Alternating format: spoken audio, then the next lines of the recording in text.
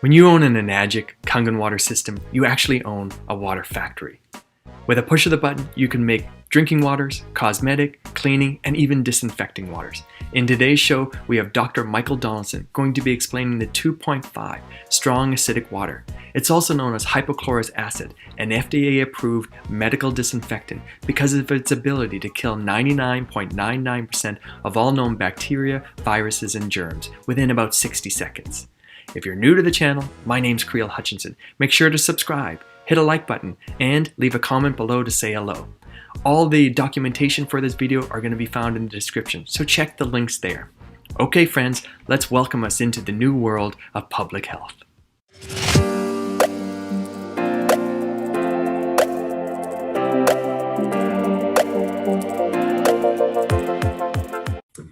Hello everyone, and welcome to this session of Dr. Michael Explains. In this session, we're going to be discussing electrolyzed hypochlorous acid. It easily is one of the most significant sterilants that I have personally discovered. It can be used in the kitchen for cleaning and sterilizing salmonella on countertops. You can use it for immediate wound care when you get a cut that you then go to the hospital and get stitches for. This isn't something that you use instead of. It has a phenomenal sterilizing effect. It's used by dentists, wound care specialists, infectious disease specialists. It's used in restaurants, vets, dentist's office. And here's the story on it. And I'd like to clarify some of the ambiguousness of what is the difference between 2.5 acid water and what is the difference between that compared to electrolyzed 2.5 hypochlorous acid. A lot of machines are toting that their ionizer produces 1.0 water to 12.0 water. 1.0 pH strong acid water is not even closely related to 2.5 hypochlorous acid. Anytime you bring the pH of water down, you create an acid. Just because it's an acid doesn't mean it's sterilizing.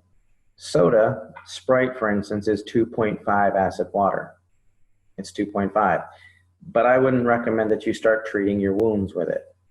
Electrolyzed reduced hypochlorous acid has a salt solution that is in the machine that is used and ionized and then combined with a hydroxyl anion as a carrier, making hypochlorous acid. Let me explain. We're going to go to the screen sharing. We'll get through some of this. I'm going to start the slideshow here. Excellent. Hypochlorous acid first starts off with a dissociation of the water molecule.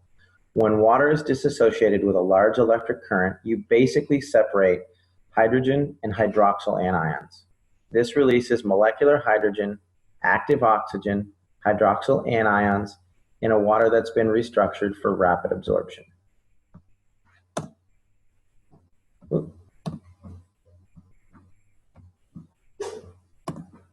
Hypochlorous acid is a weak acid with a chemical formula of HOCl. It basically forms when chlorine dissolves in water. It's the basis and premise for bleach type stuff. However, electrolyzed hypochlorous acid is done in the presence of an electric current. It cannot be isolated in a pure form due to its rapid equilibration with its precursors, basically salt water, and it works as an oxidizer. If you take water, which is H2O, add salt solution, NaCl, in the presence of a strong electric charge, you're going to get 2.5 hypochlorous acid. This can be used in a number of ways for a number of reasons. Basically what it does is it converts alkenes to chlorohydrins. Some people would say it denatures proteins, it breaks down cell membranes. Basically, if it's an infectious organism, it can destroy it pretty quickly. The best part about hypochlorous acid is that it naturally occurs in the body and it's generated in the neutrophils. That's actually part of where they discovered it. It destroys bacteria, the invading bacteria in a system. And it has a biochemical agent that actually initiates the clotting process. Therefore, it makes it ideal for initial wound care. If you get a cut and you put hypochlorous acid on it, it's going to sterilize the area and initiate the clotting response. It's so effective that recent studies are actually underway testing the efficacy of using this to treat necrotic wounds, infections, things like that are totally resistant to current levels of antibiotics. A lot of the initial results are very promising. That doesn't mean that this is all you need. It just means that it's gaining knowledge and acceptability in the professional industry for wound care and infectious disease. It started off in 2009 with the FDA approval of electrolyzed hypochlorous acid, where it was cleared as a sterilant for reusable and durable medical and dental devices. Basically, it'll kill whatever's on it and make it usable again. The machine that they tested was a Sterilox unit, had a hypochlorous acid with 650 to 675 parts per million, et cetera, and it was a 24-hour test, and most of the results were rendered within 10 minutes. It's a single-use machine that generates the hypochlorous acid on site. You can't go and say, hey, give me some hypochlorous acid and use it a week later. It has converted back to its original form, which makes it a saltwater solution. And you do need a salt water solution in the electrolysis chamber in order to produce this.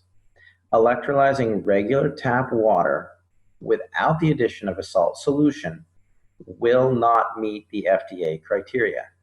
Yes, you can produce 2.5 acid water, but you cannot create FDA-approved hypochlorous acid in an electrolyzed form. The FDA has not evaluated the SD501 in this regards, to the best of my knowledge. So here's what's going on. Electrolysis and salt solutions. Basically, as we discussed, if you introduce a large electric current to a water supply, you're going to break it apart by creating hydroxyl and a hydroxyl ion and a hydrogen ion. You need a significant level of electrolysis power in order to disassociate the water molecule. That will also disassociate the salt solution, meaning it'll break it apart. You can't break this apart chemically. It's not something that dissolves. You actually have to burst the bonds so that they temporarily reform to make this substance. When you take H2O and you break it apart, you get a hydroxyl anion and a hydrogen ion. When you break this apart, you get these two components. Well, these two bind together and these bind together. That gives you electrolyzed hypochlorous acid, also known as HOCl. It is extremely effective on anything that it touches. The disinfectant charts are pretty much speak for themselves. This is strong electrolyzed acid water of 2.6 or below. This is neutral water. This is an acid 2.6 acid water that's not hypochlorous acid, which means it comes out of a machine without a salt solution. And this is your basis for bleach. And these are some commercial grade sterilants. If you start looking, you've got Hep B virus, tuberculosis, AIDS, you've got salmonella, you got typhoid, you got enterovirus, bread molds, red yeast. Across the board, no live organisms detected within 30 seconds. Even tuberculosis, no live organisms within 30 seconds. Neutral water, nothing. Acid water, nothing. Bleach, nothing. Wasn't effective, didn't get it killed. And you can see that's a very effective statement to come across something that is that effective across the boards. And that's because of the nature of what it does. It actually destroys the cell of the invader within about 30 seconds.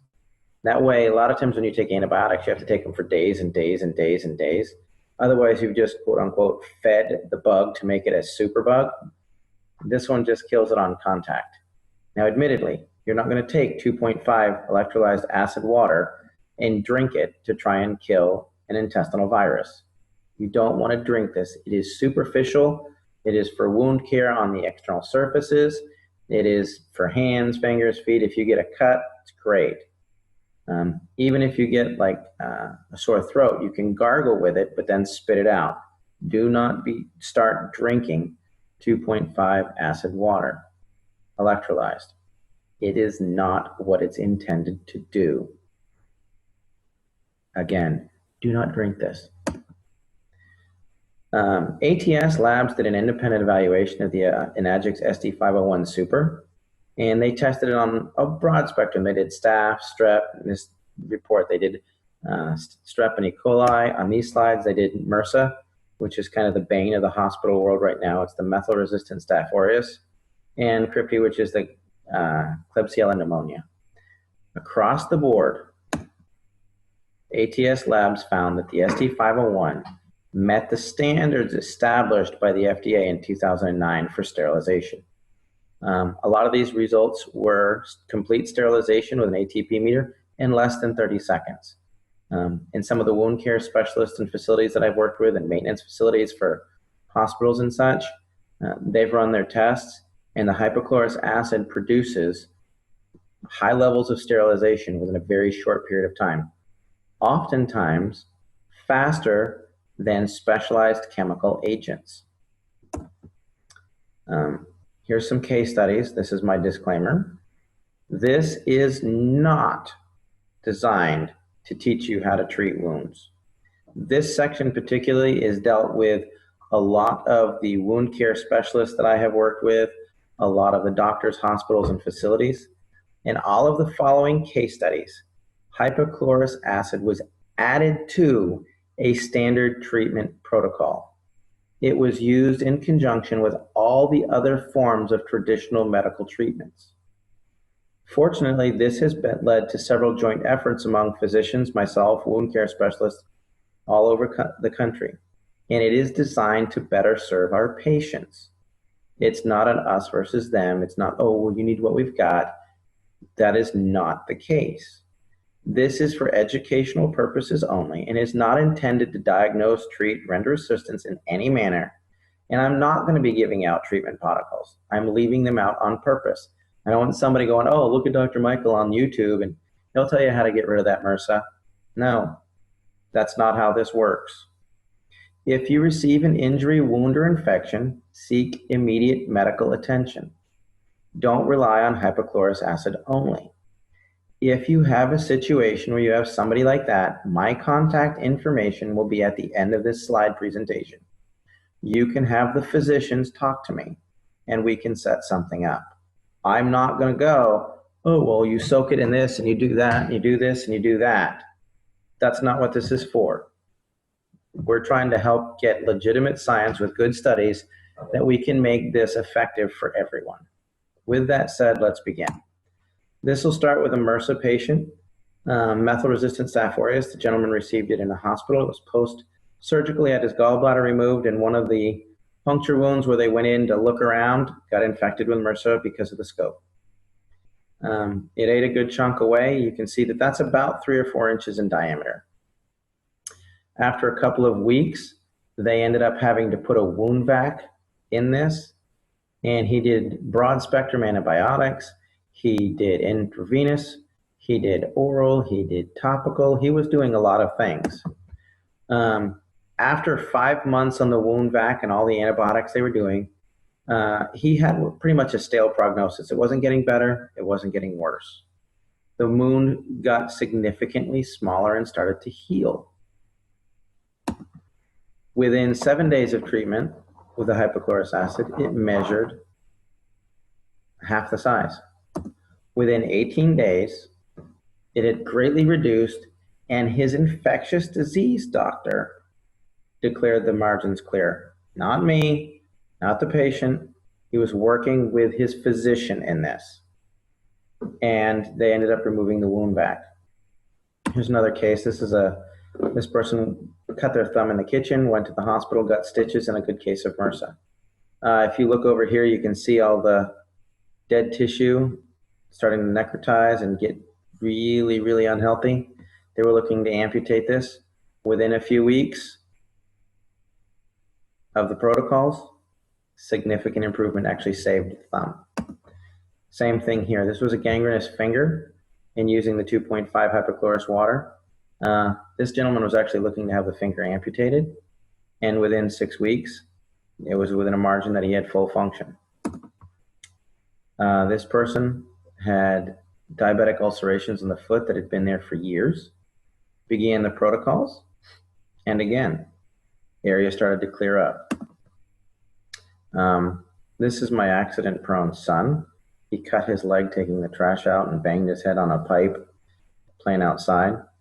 We used it for immediate sterilization. You can see he went and got stitches, but the area cleaned up. It healed really well. This is another client of ours. She actually fell off a ladder, and You can see that's a pretty nasty wound. Went to the hospital, they got it all taken care of. She used the hypochlorous acid pre and post stitches. She used it every day to keep the wound clear of infection. And you can see on this picture here, you can just see the faintest line. The doctor did an exceptional job stitching it up. We followed the doctor's protocols to a T, and it turned out really, really well for her. Again, this is another reason why I personally feel that the SD501 is the best electrolyzed reduced water machine on the market. Many of you know about my daughter Skylar. If you don't, there's a Dr. Michael Explains the Magic of Skywater. It's out on YouTube. It was the only ionizer that actually worked for her. This machine produces 7 types of highly bioavailable water. It is endorsed by thousands of doctors and used in hospitals all over the world. The drinking water it creates produces molecular hydrogen, active oxygen, and antioxidants. You can also use this for full spectrum disinfecting, cleaning, food prep, and cosmetics. I hope you've found this enlightening. Dr. Michael Explains is now on Gmail. If you're considering any type of water ionizer, I've assembled a detailed scientific explanation that pretty much separates all the facts from the sales and marketing fiction. Soon to be released will be Dr. Michael Explains the Competition. Thanks for watching. My name is Creel Hutchinson. If you like this content, subscribe to the channel. Head over to my website, livinghydration.ca, and grab your free PDF, The Ultimate Drinking Water Review. Cheers.